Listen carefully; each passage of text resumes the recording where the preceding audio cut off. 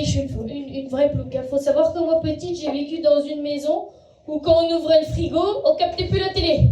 Et moi, je me souviens de ma mamie qui était diabétique et faisait sa piqûre d'insuline dans le frigo. Sauf qu'il y avait un dos stress à la télé. Une tension sexuelle entre Pedro et Lola. Moi, j'ai regardé ma mamie droit dans les lits, je lui ai dit, essaye de toucher une fois la porte du frigo. La piqûre d'insuline, je la plante dans le cul de Pompon. Pompon, c'était son Yorkshire. Eh ben, amusons la vieille. Elle a peut-être fait un malaise, mais moi, j'ai pu voir la fin de la série. Ah, c'est fou, ça. Oui, moi, je suis une plouque, un peu une ringarde, j'arrive pas à faire les trucs cool. J'aime pas les trucs cool, par exemple. Et en ce moment, ce qui est cool, c'est de voyager. Moi, j'aime pas voyager. Déjà, j'aime pas l'avion. Et il y en a toujours un qui me dit, ah, mais Adeline, est-ce que tu sais que l'avion, c'est le moyen de transport le plus sûr du monde? Ah non, il y a plein de moyens de transport très sécurisés. Il y a la calèche, il y a le pédalo. Le pédalo, t'as une pédale qui pète, t'as pas 500 personnes qui s'éclatent la gueule contre une montagne. T'as la pédale de droite qui pète, et ben tu pédales avec la gauche. Alors oui, ça fait un tourbillon, tu tournes en rond, on dirait une crotte dans une chasse d'eau, mais ça n'a jamais tué personne. Non, et encore, les avions de maintenant, ça va, parce que je suis tombée sur des photos d'avions du 18e siècle. Ah, moi je te monte pas là-dedans, hein. On dirait une tante Quechua qui a fait un gosse avec un moustique, un coup de tapette, le machin est par terre, c'est hors de question. Mais heureusement, la mécanique, elle a bien évolué. Alors que l'humanité. Moi, je sais que j'ai vu il y a pas longtemps, il y a un avion coréen, dans un avion coréen, il y a un passager coréen, pour se suicider, il a ouvert la porte de l'avion en plein vol. Et ce qui est beau, c'est que les passagers l'ont empêché de sauter. Moi, je me dis, tu refais la même, là, sur Air France. Ah bah, il y a une titreur. Je vais me suicider. Ah, moi, je le pousse. Ah ouais, oh, moins 50 dehors. Je suis un peu sujette aux états grippaux, il va pas me là. Je vais même vous dire, je le pousse et je ferme la porte derrière pour être sûr qu'il ne revienne pas secours, c'est jamais. Et moi, à chaque fois que je prends l'avion, il m'arrive des trucs. La dernière fois, j'avais une voisine de siège, elle s'appelait Nadine. Elle était en tongs. Des pieds. Je sais pas, ils avaient la gueule d'un légume oublié. Tu plantes le gros orteil, il y a un topinambour qui pousse. Et alors, une odeur. À un moment, je l'ai réveillée, je dis, excusez-moi madame, est-ce que c'est un attentat? Non, parce qu'on est tous en train d'appeler nos proches, là, il y a eu trop malaise. Oui, parce que moi, je les connais pas, les terroristes 2.0, là, depuis qu'ils peuvent plus emmener leurs bombes en bagage cabine, peut-être ils envoient Nadine. Et d'ailleurs, je trouve ça très étonnant qu'elle ait passé le portique de sécurité, et pas mon shampoing. Qui est le plus dangereux, c'est peut-être pas celui qu'on pense. Bref, je lui ai filé mes baskets et je me suis dit, bon, ça va emprisonner l'odeur. Et puis je papote avec la Nadine, elle me dit, ah non, moi j'ai pas peur de l'avion. Si l'avion il pique du nez, ben j'attache les sièges ensemble, je suis un radeau. Je dis, j'ai on est à 7000 mètres d'altitude, Nadine. Elle me dit, ouais, mais on est au-dessus de la Méditerranée. Et c'est là que j'ai compris, les gens qui n'avaient pas peur de l'avion, c'était Google. C'était Google, mais manuel. Parce qu'il faut quand même y penser. Non, mais ça, enfin, en même temps, je me fous de sa gueule, mais moi, si l'avion il pique du nez à pas refaire, à l'aide. Et ça, c'est un truc à pas faire. Hein.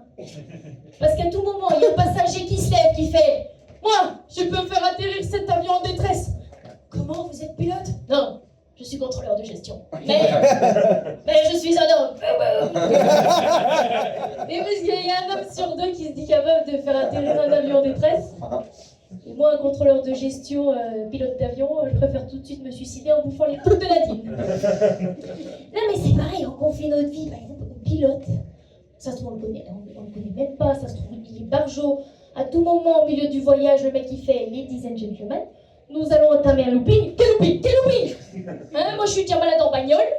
Hein, ma mère, quand j'étais petite, elle me disait regarde l'horizon pour pas vomir. Il est où l'horizon dans un looping? Pareil, les médias, ils traitent un peu les crashs d'avion comme un truc. Oh, c'est triste, c'est toujours dans le pathos. Oh oui, tous les passagers sont morts. Je sais pas, rajouter un petit truc pour trouver les bagages. Moi, je sais pas. Moi, je vivrai mieux le deuil de ma sœur si je récupère son babyliss. Moi, j'ai pas de sœur, mais j'imagine. Je projette. Ah, c'est terrible. Mais, en fait, dans les crashs d'avion, il y a aussi un truc qui me fait peur, c'est l'après-crash. C'est-à-dire que quand on est des petits bouts, là, hein, des petits bouts, comment ils reconstituent les corps? Est-ce que c'est comme les puzzles, tu commences par les coins. Et puis pareil, faut pas mélanger la tête de bidule. Non mais la tête de bidule avec la jambe de machin, et c'est ce qui m'a fait peur. quand j'étais à côté de Nadine. Parce que je me suis dit, attends, donc là je suis à côté de Nadine. Actuellement, elle a mes baskets aux pieds. À tout moment, si on se crache, on va m'enterrer avec ses pieds qui sentent le cul. Et ça va tout s'est bien passé, parce que l'avion, c'est le moyen de transport le plus sûr du monde. Là, j'aime pas les trucs cool. J'aime pas les trucs cool. Par exemple, je sais que ce qui était cool à une période, c'était de fumer. Oh, j'étais jalouse des fumeurs. Oh. Quand j'étais jeune, j'étais jalouse parce qu'il y a un geste que je trouve très stylé, c'est inspirer la fumée par le nez, non, par la bouche et l'expirer par le nez, tu vois. Oh, c'est beau. Moi, dans le même style, un jour, je mangeais des knacky balls, là. Les petites saucisses cocktail, par la bouche. De là, j'éternue. Et il y a une saucisse qui est partie par derrière. Oh, j'ai pas fait tout pareil que des fumeurs, tout est lié, tout est lié. Ah, puis j'étais jalouse des fumeurs parce que quand j'étais au lycée, la clope c'était dans le top 1 des addictions cool. Après, il y avait le Malibu Coco. Après, il y avait le tiercé. Je suis à la campagne, hein. Et là où je viens, on a de ces addictions. J'ai une cousine, donc en Mayenne, c'est où je suis. Quand elle était petite, elle léchait la condensation des fenêtres. Puis un jour, il a fait main 20 dehors. Sa langue est restée collée sur la vitre. On a dû la décrocher avec du liquide de dégivrage pour les bagnoles. Et ben depuis, elle s'envoie le vitron tous les matins avant d'aller à l'école. Elle a 8 ans. Elle a la voix de Renaud. Pas le chanteur, la bagnole.